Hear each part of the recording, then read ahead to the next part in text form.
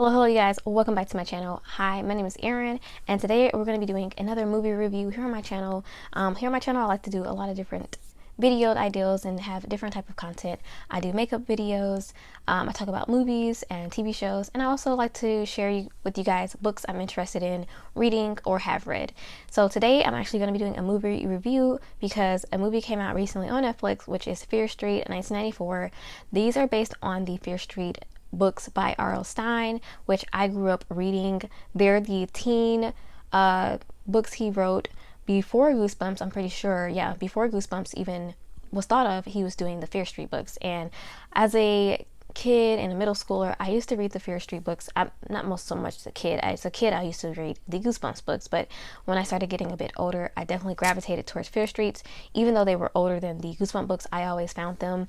Anytime we went to the thrift store or anything, I always bought any Fear Street or Goosebump books because I was definitely an R.L. Stine fanatic. That's where my love of horror really started to grow and become, that's where kind of it started as a kid. So to commemorate today, I'm also wearing my Goosebumps t-shirt. I think it's super fun. I got this from, I think, Hot Topic.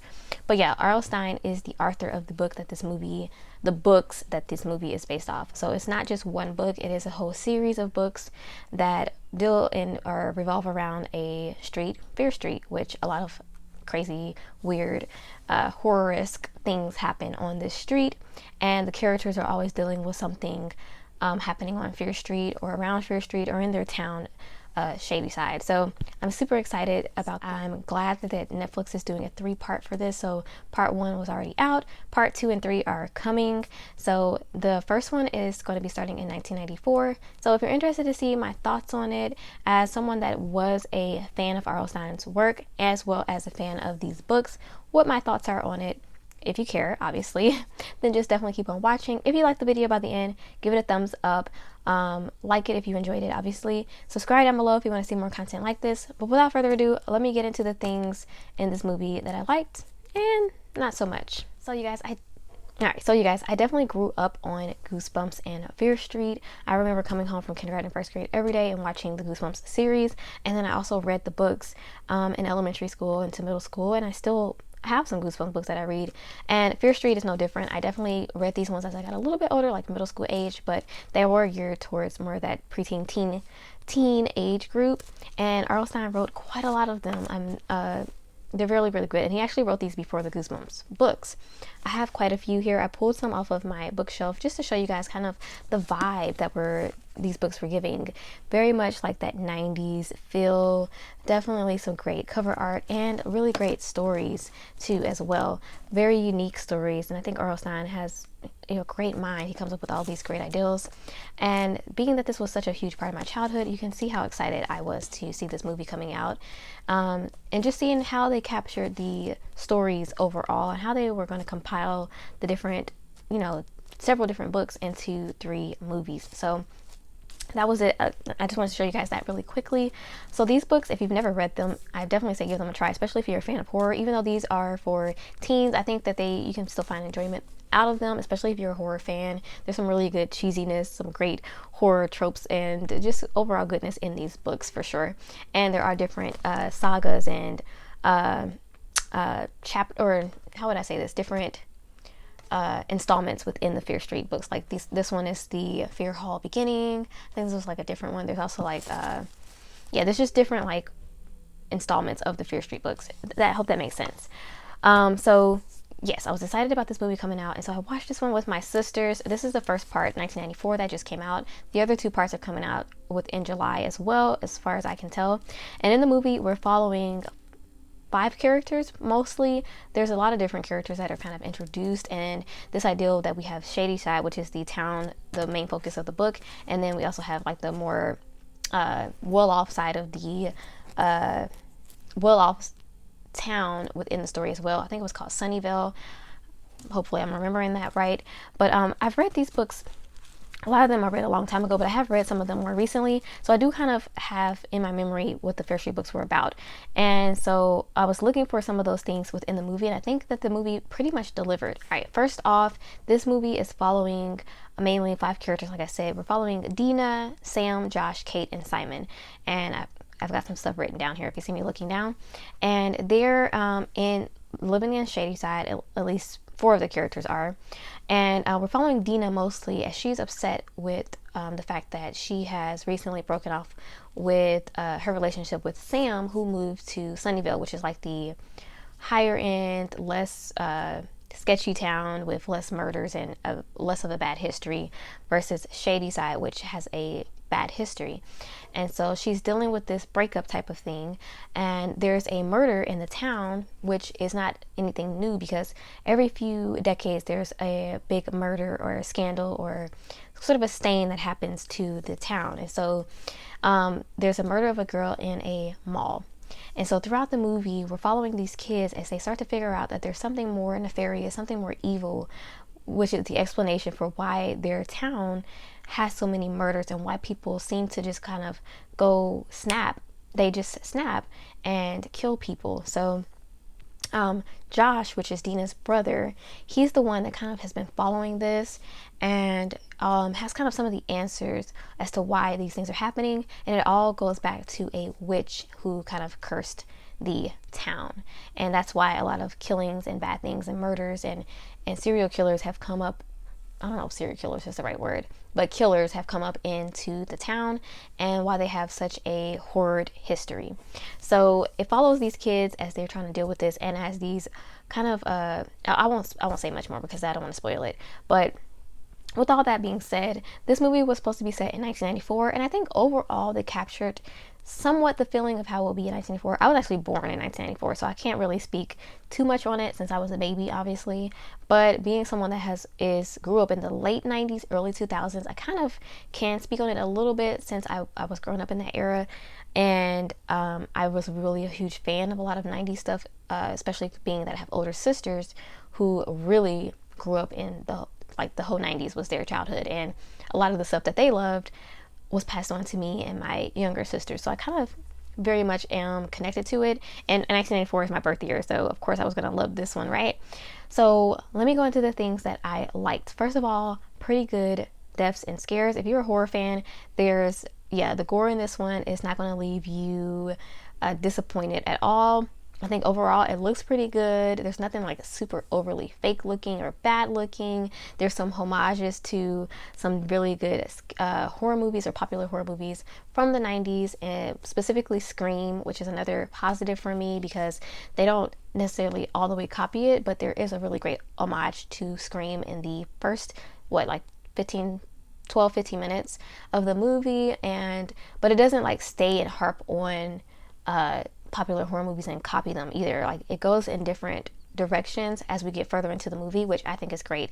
Pay the homage, but don't necessarily copy or just follow the blueprint exactly, which I think they did a great job of kind of creating their own thing here and picking things from the books that would translate well to the screen. There were also some really great surprises within this movie, some unexpected kills that really kind of throw you off, like you were not expecting it. So kudos to the team for really going there, kudos to the people who wrote this and, everybody involved with the film that just they went there. Like, they really went there. They don't hold back. So that's a real positive for me as well.